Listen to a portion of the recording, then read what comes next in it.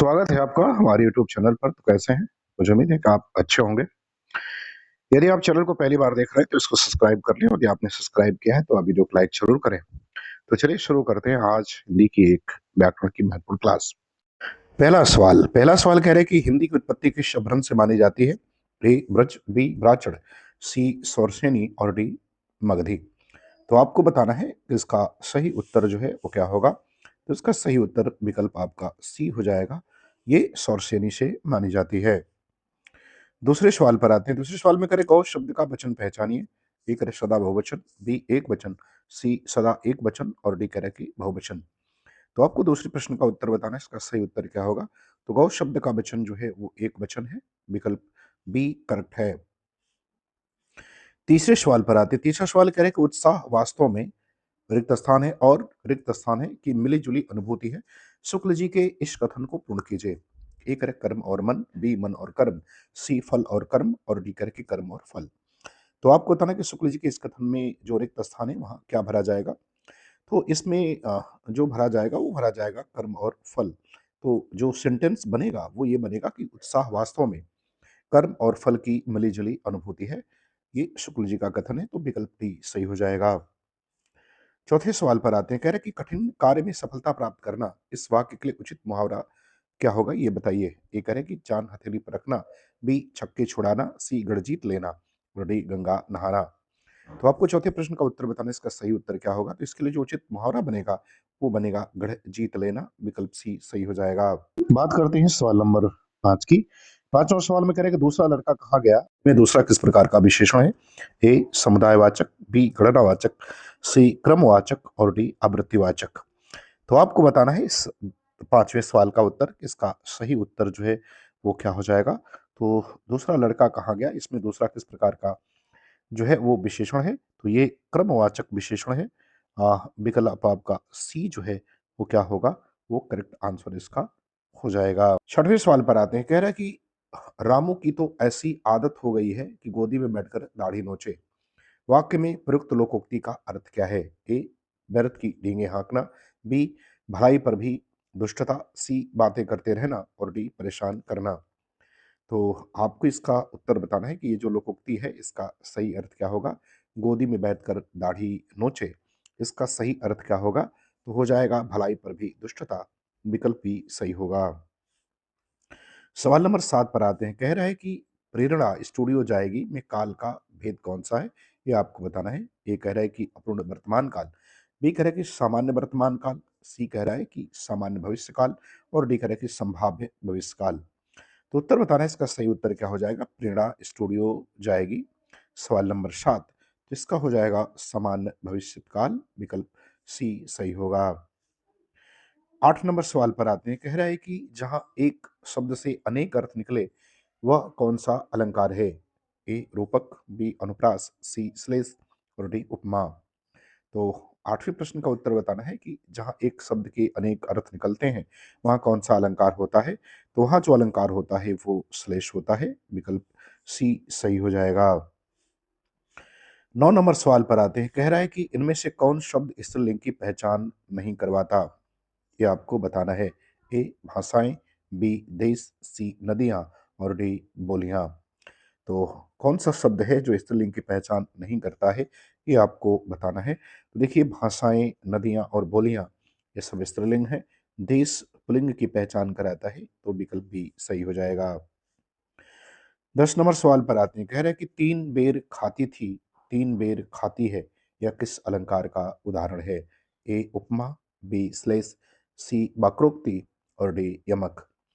तो इसका सही उत्तर क्या है ये आपको बताना है। तो यहाँ जो है वो तीन बेर दो बार आया हुआ है और इन दोनों के अर्थ अलग अलग हैं। तो जब किसी भी पंक्ति में कोई भी शब्द दो या दो से अधिक बार आए और उसके अर्थ हर बार अलग होते हों तो वो यमक अलंकार कहलाता है। तो विकल्प डी इसका उत्तर क्या होगा, वो सही हो जाएगा। 11 नंबर सवाल पर आते हैं। कह रहे हैं कि इलाहाबादी अमरूद मीठे होते हैं, यहाँ क्या विशेषता बताई जा रही है। ए दशा, बी गंध, सी स्वाद और डी स्थान। तो आपको बताना है कि यहाँ किस प्रकार की विशेषता जो है वो बताई जा रही है। तो ये स्थान वाचक जो है वो विशेषण की बात है। इलाहाबाद से इलाहाबादी बना है तो स्थानवाचक। जो है वो अ, विशेषण है, जो गुणवाचक विशेषण के अंतर्गत जो है वो आता है। तो विकल्प डी इसका उत्तर क्या होगा, वो सही हो जाएगा। 12 नंबर सवाल पर आते हैं, कह रहा है कि कहानी शब्द का बहुवचन क्या है, ये बताना है। ए कहानियां, बी कहानियां, सी कहानी और डी काहिन्यों। तो कहानी का बहुवचन क्या होगा, ये आपको बताना है। तो कहानियां होगा, विकल्प बी उत्तर इसका सही हो जाएगा। 13 नंबर सवाल पर आते हैं, कह रहे हैं कि वर्तनी की दृष्टि से शुद्ध शब्द छांटिए। तो आपको बताना कि इसमें से कौन सा शब्द जो है वर्तनी की दृष्टि से शुद्ध है। बी अभिराम, बी अभिराम, सी अभिराम और डी अभिरम। तो कौन सा सही होगा, ये आपको बताना है। देखिए, अभिराम शब्द सही है, विकल्प सी इसका उत्तर सही हो जाएगा। 14 नंबर सवाल पर आते हैं, कह रहे हैं कि आंचलिक उपन्यासकार की संज्ञा इनमें से किसे दी गई है, ये बताना है आपको। ए यशपाल, बी जैनेन्द्र, सी रामवृक्ष बेनीपुरी और डी फणीश्वरनाथ रेणु। तो आपको बताना है कि इसमें जो है किसे जो है वो आंचलिक उपन्यासकार कहा जाता है, जिसे आंचलिक उपन्यासकार की संज्ञा मिली हुई है। तो फणीश्वरनाथ रेणु है, विकल्प डी सही होगा। और अपनी महिला आंचल उपन्यास के कारण जो है इन्हें यह संज्ञा मिली।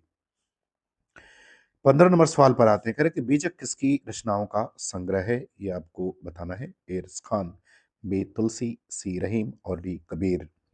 तो आपको 15 नंबर प्रश्न का सही वाला उत्तर बताना है। तो इसका सही उत्तर विकल्प डी जो है आपका हो जाएगा। कबीर की रचनाओं का संग्रह है, जो इनके शिष्य, कबीर के शिष्य धर्मदास ने इस नाम से इनकी रचनाओं का संकलन जो है वो किया था। 16 नंबर सवाल पर आते करें कि बंधन शब्द का उचित विलोम शब्द कौन सा है, ये बताना है। ए स्वतंत्र, बी कैद, सी मुक्ति और डी बंदी। तो 16 नंबर प्रश्न का उत्तर क्या होगा, बताना है। तो बंधन का विलोम जो है वो मुक्ति हो जाएगा, विकल्प सी सही होगा। 17 नंबर सवाल पर आते हैं, कह रहे कि जो खगहो तो बसेरे करो, मिले कालिंदी फूल, बीच में रिक्त स्थान है की डाल। रिक्त स्थान के लिए सही शब्द का चुनाव करिए। ए नीम, बी पात, सी छांव और डी कदम।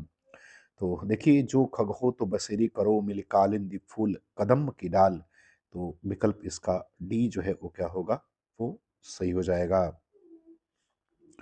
सवाल नंबर 18 पर आते हैं। 18 में कह रहा है कि अगे जी की किस कृति पर भारतीय ज्ञानपीठ पुरस्कार मिला। ए महावृक्ष के नीचे, बी बावरा हेरी, सी कितनी नावों में कितनी बार, डी क्योंकि मैं उसे जानता हूँ। तो आपको आगे के को जो पुरस्कार मिला, भारतीय ज्ञानपीठ पुरस्कार, उनकी किस रचना पर मिला, ये आपको बताना है। तो ये मिला था कितनी नावों में कितनी बार, विकल्प सी इसका उत्तर जो है वो सही होगा। 19 नंबर सवाल पर आते हैं, कह रहे हैं कि संयोग शब्द में उपसर्ग एवं मूल शब्द कौन से हैं। ए सहधन योग, बी साधन योग, सी समधन योग और डी संधन योग। तो आपको 19 नंबर प्रश्न का उत्तर बताना है, इसका सही उत्तर क्या होगा। तो शम और धन योग अर्थात विकल्प सी उत्तर सही हो जाएगा। 20 नंबर सवाल पर आते हैं, कह रहा है कि निम्न में अनुपयुक्त समानार्थी जोड़ा पहचानिए। तो जो अनुपयुक्त अनुपयुक्त है आ, उसे आपको बताना है। ए बादल नीर, बी केसबाल, सी केला कदली और डी द्रव्य और वित्त। तो आपको बताना कि कौन सा इसमें से जोड़ा जो है वो अनुपयुक्त है। तो जो अनुपयुक्त जोड़ा इसमें है वो विकल्प ए है। बादल और नीर अनुपयुक्त है, जबकि केस बाल, केला कदली, द्रव्य और वित्त, ये सभी जो है वो समानार्थी हैं। 21 नंबर प्रश्न पर आते हैं, कह रहा है कि आंख खोल देखो तो न रिक्त स्थान है, न फिर रिक्त स्थान है, कभी देव की इस पंक्ति में रिक्त स्थान की पूर्ति करिए। तो आपको बताना है कि देव की इन पंक्तियों को के में जो रिक्त स्थान है उसे आपको पूरा करना है। तो कौन से शब्द इसमें भरे जाएंगे, ये आपको बताना है। ए कह रहा है कि साहिब, बे साहिब, मुशाहिब, बी मदन महीप, सी घनश्याम और डी भगत भगवन। तो आपको बताना है कि देव की इस पंक्तियों में कौन सा जो है शब्द भरा जाएगा। तो आंख खोल देखो तो न, इसके बाद रिक्त स्थान है, तो इसमें क्या भरा जाएगा, इसमें भरा जाएगा घन, न घनश्याम। तो विकल्प सी उत्तर इसका क्या होगा, वो सही हो जाएगा। अर्थात जब इस पंक्ति को पढ़ेंगे तो पढ़ेंगे कि आंख खुल देखो न, घन है न घनश्याम। तो इस तरह से कवि देव की पंक्ति जो है वो पूरी हो जाएगी। 22 नंबर सवाल पर आते हैं, कह रहे हैं कि उषा उदास आती है में कौन सा अलंकार है? ए मानवीकरण, बी उपमा, सी संदेह और डी विभावना। तो उषा उदास आती है, तो इसमें जो अलंकार होगा वो मानवीकरण अलंकार हो जाएगा, विकल्प ए सही हो जाएगा। सवाल नंबर 23 पर आते हैं। 23 नंबर सवाल में कह रहा है कि हमारा समाज उन्नति के पथ में है। इस वाक्य में किस प्रकार की अशुद्धि है? ए वचन, बी कारक, सी संज्ञा और डी लिंग। तो आपको इसका सही उत्तर बताना है कि इसमें किस तरह की अशुद्धि है। तो 23वां प्रश्न की बात करें तो इसमें जो है कारक संबंधी अशुद्धि है, क्योंकि हमारा समाज उन्नति के पथ पर है, ना कि में का प्रयोग होगा। 24 नंबर सवाल पर आते हैं, कह रहे हैं कि निम्नलिखित वाक्यों में से अशुद्ध वाक्य की पहचान करिए। आपको बतानी है। ए कह रहे उसे जल्दी घर जाना था, बी मुझे वहां नहीं जाना है, सी वे लोग जा रहे हैं और डी पिता ने मेरे से कहा। तो आपको बताना है कि इसमें से कौन सा वाक्य जो है वो अशुद्ध लिखा गया है। तो विकल्प डी जो है ये अशुद्ध लिखा है, पिताजी ने मुझसे कहा ना कि मेरे से कहा। सवाल नंबर 25 पर आते हैं। 25 नंबर सवाल में कह रहा है कि भवानी शब्द का पुल्लिंग शब्द क्या है? तो भवानी का पुल्लिंग आपको बताना है। ए भगवती, बी भव, सी भवानी और डी भगवान। तो भवानी का पुल्लिंग क्या होता है? तो भवानी का पुल्लिंग भव होगा, विकल्प बी सही हो जाएगा। सवाल नंबर 26 पर आते हैं, कह रहा है कि सौमित्र शब्द निम्न में से किसका समानार्थी है?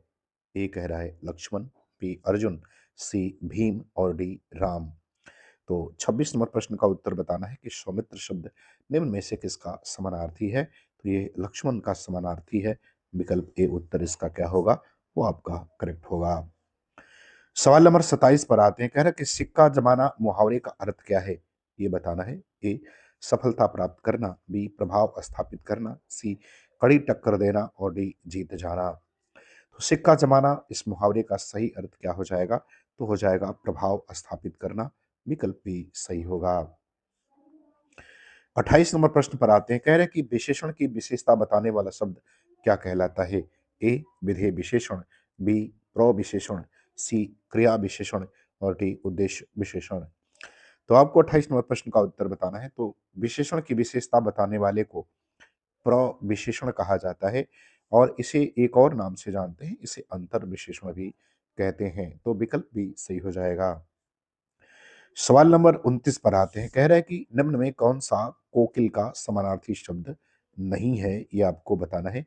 ए पिक, बी मधुकरी, सी कोयल और डी श्यामा। तो कौन सा इसमें नहीं है वो आपको बताना है। तो देखिए मधुकरी जो है वो कोकिल का समानार्थी नहीं है, तो विकल्प बी उत्तर इसका क्या होगा? वो सही हो जाएगा। 30 नंबर सवाल पर आते हैं, कह रहा है कि निम्नलिखित वाक्यों में से कौन सा कथन अशुद्ध है? ए हमारे पास समय कम है, बी कल लोगों की भीड़ जमेगी, सी कहाँ जाना है और डी शायद बारिश हो रही है। तो आपको बताना कि इसमें से कौन सा वाक्य जो है वो अशुद्ध है। तो कौन सा विकल्प अशुद्ध आपको मिले दिख रहा है? तो विकल्प बी जो है इसमें अशुद्ध है, कल लोगों की भीड़ लगेगी ना कि जमेगी। तो मुझे उम्मीद है कि वीडियो आपको पसंद आएगी। आपको अच्छा लगे तो आप चैनल को सब्सक्राइब ज़रूर करें। पूरा वीडियो देखने के लिए आपका बहुत-बहुत धन्यवाद।